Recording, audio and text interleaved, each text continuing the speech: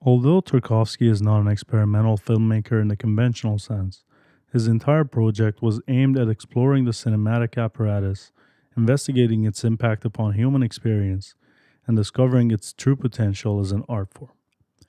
He is indeed one of the maestros of pure cinema. As Tarkovsky's cinema is often described as poetic, some might mistake it for a genre. For him, poetry is the very essence of the cinematic medium and is responsible for the power it possesses. In his book Sculpting in Time, he articulates at length the connection of poetry and cinema. He believes that poetic reasoning is closer to the laws by which thought develops, and thus to life itself, more than anything else. Our experience of life does not follow the usual logic, that of linear sequentiality. Even observing something as simple as a stranger passing by in the street might evoke in us many memories and feelings which will define how we grasp and experience this phenomenon. We do not experience life as a linear tunnel moving only in one direction. Instead, we go back and forth in loops and simply move through time in our everyday lives.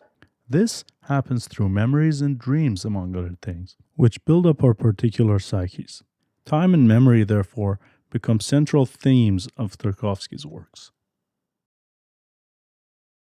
Ivan's childhood is portrayal of 12-year-old Ivan, a spy on the Eastern Front during World War II who can cross German lines unnoticed and collect information while three Soviet officers try to protect him.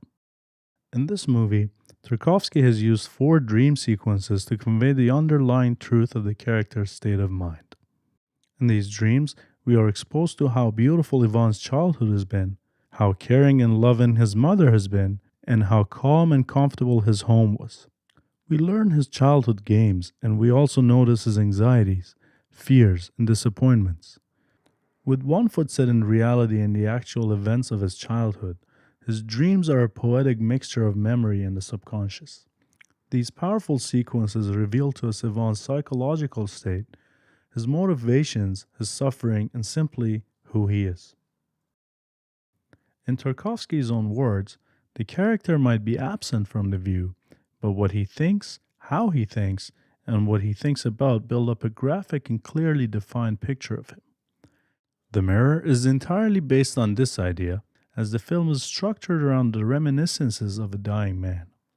Tarkovsky mixes flashbacks, historical footage, and original poetry to illustrate his childhood during the Second World War, along with his personal moments and his adolescence.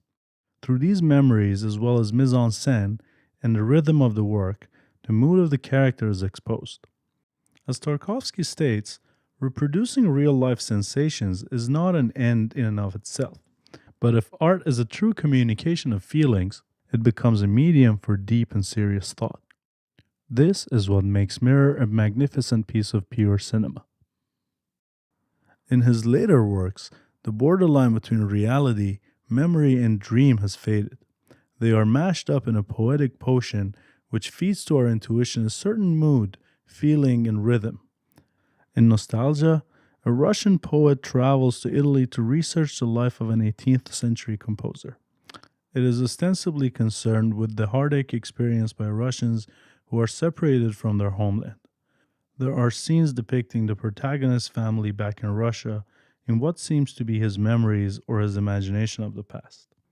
An interesting parallelity is sketched between him and his object of study, the old composer. The composer sometimes seems to be a figment of his imagination, and at other times his self-portrait in another time frame. Tarkovsky uses sophisticated camera movements, slow motion, and many still images to place us in the slow and pensive atmosphere wherein the character breathes. The texture of the scenery and the landscape is filled with definite memories and poetic associations that convey the protagonist's psychological state. The motive for Tarkovsky's cinematic approach lies in these quotes. I am all for cinema being as close as possible to life. Poetry is an awareness of the world, a particular way of relating to reality.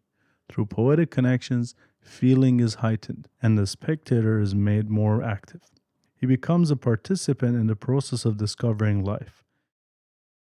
Whether we find his aesthetics tailored to our cinematic tastes or not, Tarkovsky opens many doors for those who are in search for pure cinema.